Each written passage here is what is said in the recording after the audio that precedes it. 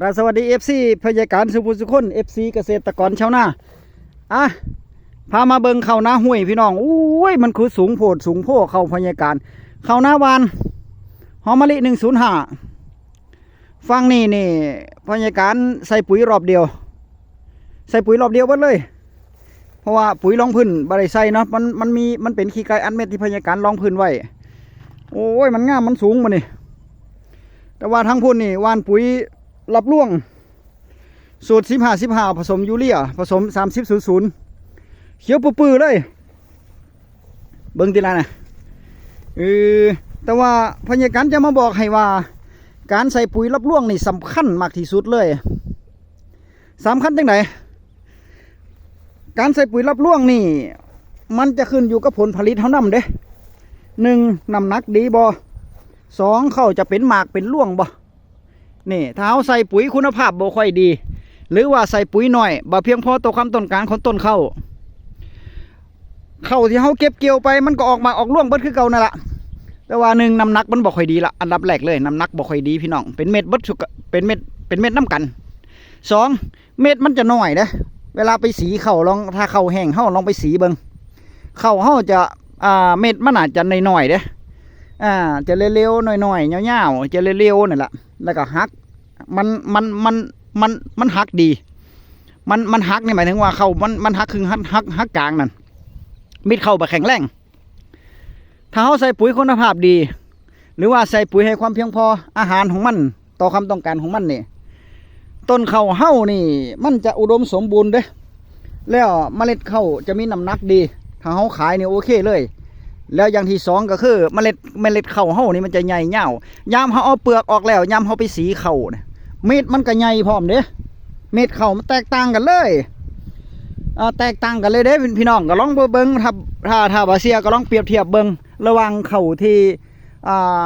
มันบ่ค่อยสมบูรณ์นะครับนั่นก็คือให้ปุ๋ยน้อยเมล็ดข้าวมันจะ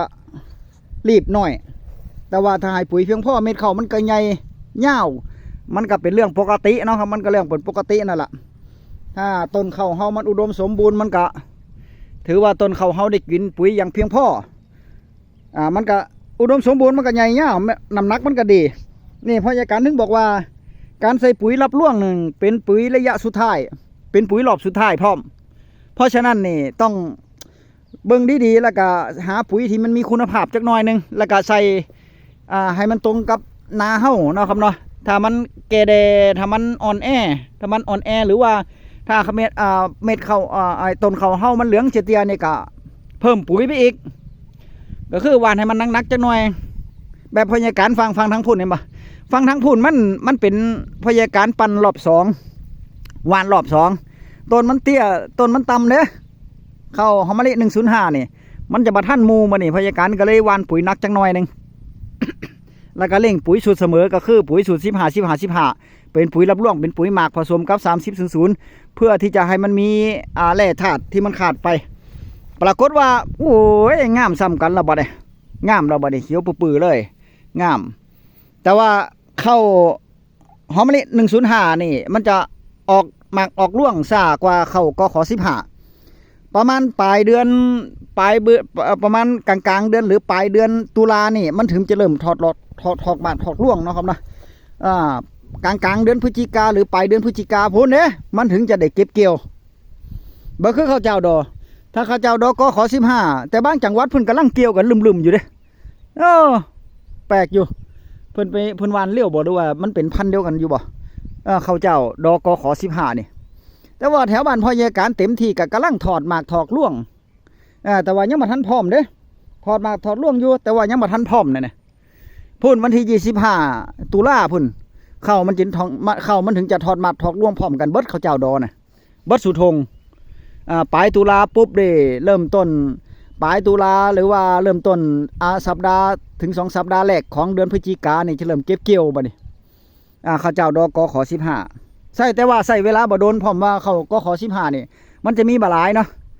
ส่วนมากเขาที่นิยมปลูกมากที่สุดก็คือข้าวหอมมะลิ105นี่แหละถ้าเป็นข้าวเจ้าเพราะราคาขายมันได้ราคาขายมันได้ก็เลยเขาก็เลยปลูกกันหลายว่านกันหลายแต่ว่าถามพ่อใจบอติดตามในส่วนของข้าว ในส่วนของข้าวหอมมะลิ105นาห้วยนี่พญากันกับพ่อใจดีตอนแรกมันบ่งามนี่พี่น้องตอนแรกมันบ่งามมีแต่หญ้ามีแต่หยังก็บ่ฮู้เข้ากะห้างมานี่มาซ้ำนี่โว้ยจะเป็น2 อาทิตย์พุ่นได้เนี่ยซ้ำเข้าไปน้ำทั้งเม็ดทั้งต้นละทั้งต้นทั้งเม็ดแต่ว่าเข้าพญากันมันก็มีผลน่าจะผลข้าวเจ้าดออันนี้น่าจะผลข้าวเจ้าดอนี่มันถอกก่อนหมูนี่น่าจะเป็นข้าวเจ้าดอนั่นนี่น่าจะเป็นผลมาข้าวเจ้าดอกขอ15มันจะมีบหลายเด้มีบกี่ต้นดอกแต่ว่าถ้า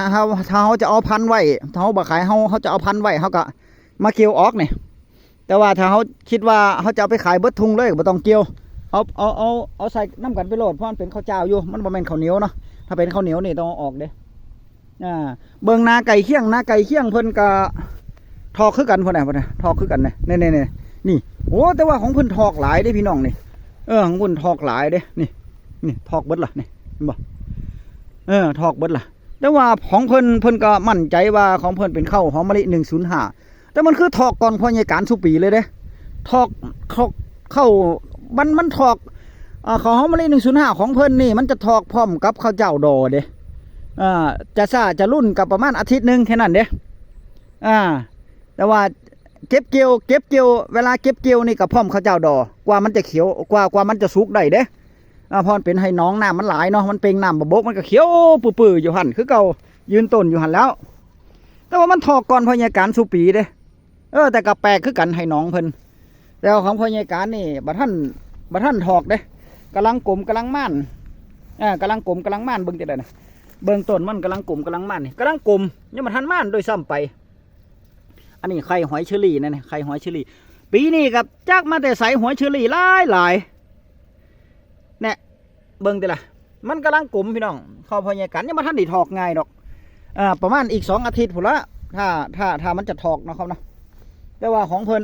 มองนี่คือกันนะมองกลลีพญากันนี่ลีพญากันนี่มองนี่ก็ทอกหรอพุ่นก็ทอกหรอของเพิ่นน่ะแต่พญาการบ่มักอย่างนึงเพิ่นบ่ใส่ปุ๋ยน่ะนะเพิ่นบ่ใส่ปุ๋ยมันพญาการเอาใบมันน้อยลวงเข้ามันก็น้อยเด้อบ่นี่ลวงเข้ามันก็น้อยแล้วพญาการบ่มักอย่างนึงคือเพิ่นแทบจะบ่ใส่ปุ๋ยเลยทั้งปุ๋ยรับล่วงหรือว่าปุ๋ยสูตรเริ่มต้นเพิ่นก็บ่หว่านเลยเด้เนี่ยก็อาศัยน้ำพญาการนี่ละลงไปนะครับนะบางที่พญาการหว่านปุ๋ยปุ๊บนี่มันไหลลงกับของเพิ่นจะเขียวไปน้ำยูเรียมันไหลนะแต่ว่ามันก็บ่ได้เบิดทุ่งดอก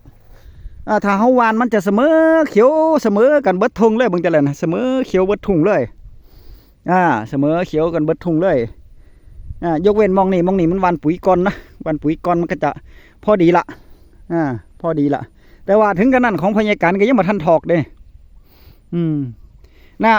ตอนนี้นี่ก็คือแถวชุมชนมันพญาการนี่เศร้าแล้วได้หว่านปุ๋ยรับล่วงนี่เศร้าเบิดแล้วว่าข้าวมันทอกแล้วมันจะตายขาวเพิ่นว่า